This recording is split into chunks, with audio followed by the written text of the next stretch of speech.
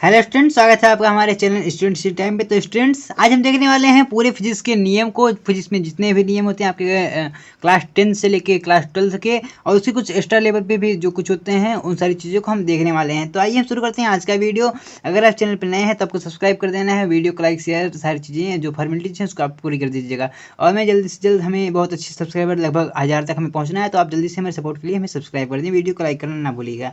तो ये देखते हैं हमारे सामने फिजिक्स का जो पहला नियम क्या जाता है, क्यूरी का नियम। ये क्या होता है?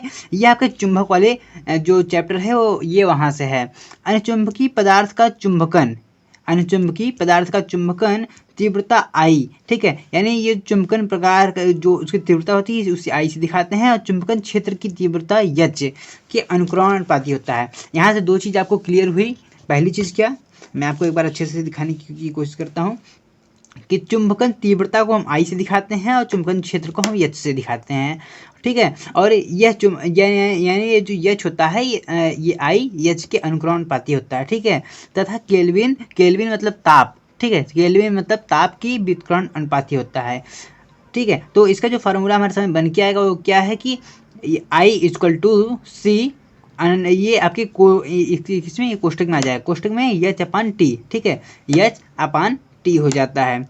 और उसके बाद हमारा दूसरा सूत्र क्या जाता है, लेंज का नियम। लेंज का नियम क्या है? प्रेरित विद्युत वाहक बल अथवा प्रेरित धारा को आई से दिखाते हैं, सदैव उस कारण का विरोध करती है जिसके कारण से वह उत्पन्न हुई है। देखिए बहुत ज़्यादा ये आसान है, इसको आप कैसे याद कर सकते हैं कि प्रेरित विद्युत वाहक बल, चाहे आप यहाँ याद कीजिए ना कि प्रेरित धारा सदैव उस कारण का विरोध करती है जिस कारण वह उत्पन्न हुई है।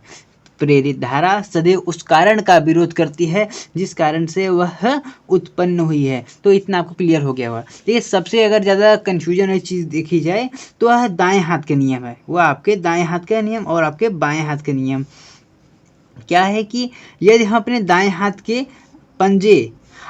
पंजे को इस प्रकार फैलाएं कि अंगूठा फैली हुई उंगलियों के लंबवत हो, फैली हुई उंगलियों के लंबवत हो, यदि अंगूठा चालक की दिशा में प्रवाहित हो रहा हो, यदि कहा गया आपका, यदि अंगूठा चालक की दिशा में प्रवाहित हो रहा हो, अंगूठा नहीं, अंगूठा में चालन जो धारा है उसकी दिशा में प्रवाहित हो रहा हो, और फैली हुई उंगलियां उस बिंदु पी की ओर हों जिस पर चुंबकीय क्षेत्र की दिशा ज्ञात करनी है। तो ये सारी चीज़ें देखिए, थोड़ा सी इसमें कंफ्यूजन भरा है लेकिन इसको हम अच्छे से समझने वाले हैं। क्या है कि यदि दाएं हाथ के अंगूठे को पंजे को इस प्रकार फैलाया जाए, ठीक है, फैलाया जाए कि फैली हुई जो उंगलियां हैं, जो उसकी उंगलियां फैली हुई हैं और उसके लंबवत वह सब एक दूसरे की वह यानी 90 अंश वो बनाए, 90 का कोण बनाए। यदि अंगूठा चालक की दिशा में है, जो उसका अंगूठा है तो चालक की दिशा में है, तो जो पी होगा यानी जो उंगलियां हैं वह पी की दिशा की ओर होगा, और जिस पे चुंबकीय क्षेत्र हमें ज्ञात करना है। यानी कुछ इस प्रकार से आपको शायद दिख रहा होगा फिगर में, कुछ इस प्रकार से हमें बना लेना है। और इसी से रिलेटेड एक और छोटा सा फार्मूला यानी सूत्र है, उसी के प्रकार का है।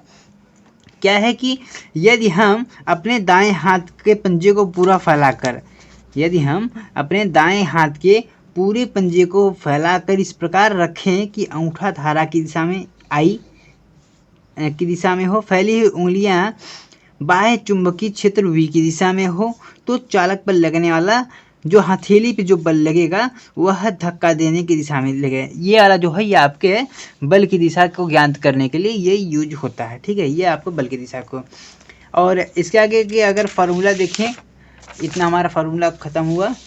एक बाएं हाथ का नियम भी है जो कि काफ़ी ज़्यादा ये कन्फ्यूजन में रहता है। क्या है कि यदि हम अपने बाएं हाथ के अंगूठे को, देखिए बाएं हाथ आपका कौन है, इस प्रकार से हमने आपको एक फार्मूला बताया था। ये देखिए ये आपका क्या बना रहा है, ये आपका डी बना रहा है, तो ये आपका दायां हो गया। और अगर हम ऐसे हाथ करते हैं तो ये आपका बायां बन रहा है। तो इस प्रकार से आप इसको ज्ञात कर सकते हैं।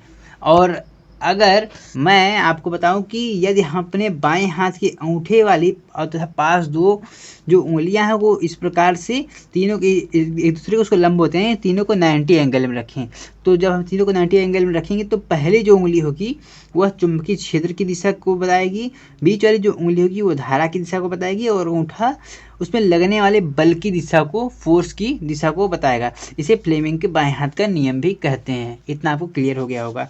इसके बाद क्या है कि दक्षिणावर्ती पेंच का नियम।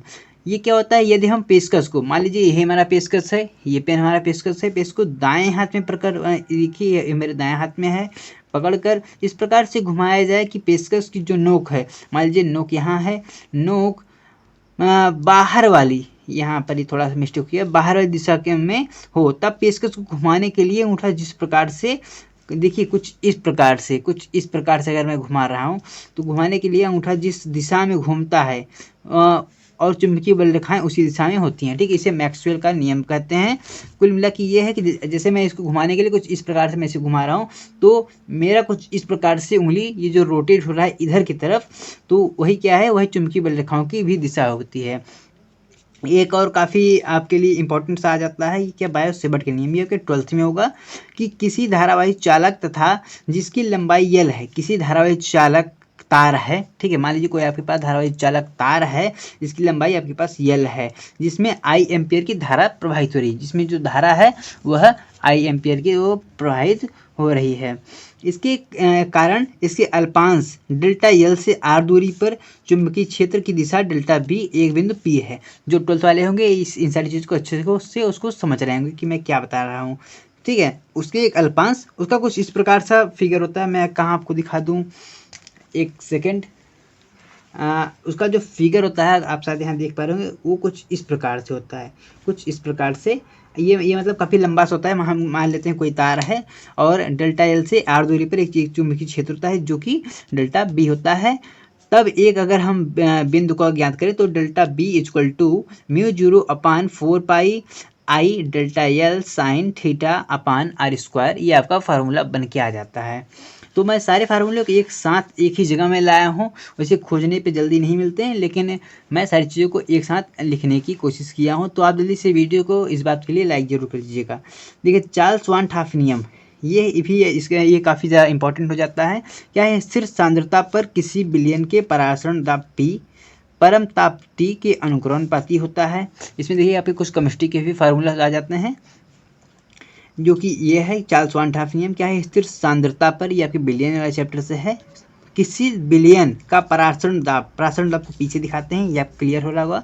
परम ताप को हम T से दिखा रहे हैं जो उसके अनुक्रमणपाती होगा, ठीक है। अनुक्रमणपाती कुछ इस प्रकार से होता है, और जब यहाँ से हम इसका चिन्ह हटाते हैं तो एक हमारे पास नियतांक K आ जाता है। ये जो K है यहाँ पर नियतांक का कार्य कर रहा है। हाँ, तो एक और आपके सामने फार्मूला आ जाता है, क्या है कि बायल वान टॉप नियम। ये बायल वान टॉप नियम है, ठीक उसी प्रकार से, बस यहाँ की जगह यहाँ C हो जाएगा। इससे स्थिर सांद्रता पर किसी विलयन का परसेंट P, सांद्रता C, वहाँ परम ताप था, वहाँ परम ताप में हम T को लिखते थे, यहाँ सांद्रता C है, C के अनुक्रमणपाती होता है, ठीक है। तो यहाँ पर जब अनुक्रमणपाती का चिन्ह हटाते हैं तो वहाँ पर K आ जाता है। K आपका क्या है, ये आपका नियतांक होता है। तो P इक्वल टू KT इसका फार्मूला बन जाता है। इसके बाद एक फार्मूला क्या आता है, हेनरी का नियम।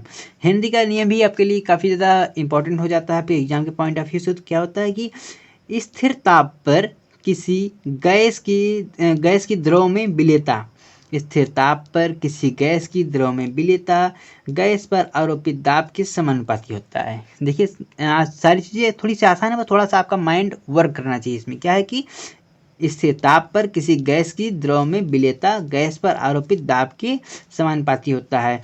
और ये देखिए P इक्वल टू KH(x), ये इसका फॉर्मूला हो जाता है P इक्वल टू KH(x). और अगर मैं इसका देखूँ P क्या होता है, तो P गैस का आंशिक दाब होता है। P जो होता है ये गैस का आंशिक दाब होता है, X क्या होता है, गैस का मोल अंश होता है, और KH ये हेनरी स्थिरांक है। तो ये सारी चीज़ें अगर आप कम लेवल, मतलब अगर आप 11th में हैं तो आपके लिए इंपॉर्टेंट हो जाएंगी, क्योंकि ये सारी चीज़ें आपके बोर्ड जो एग्जाम अभी जब आप 12 को फेस करेंगे तो वहाँ पर आपके लिए इंपॉर्टेंट बहुत ज़्यादा होने वाली है। तो इसको आप अगर अभी से देख रहे हैं तो आपके लिए बहुत अच्छी बात है।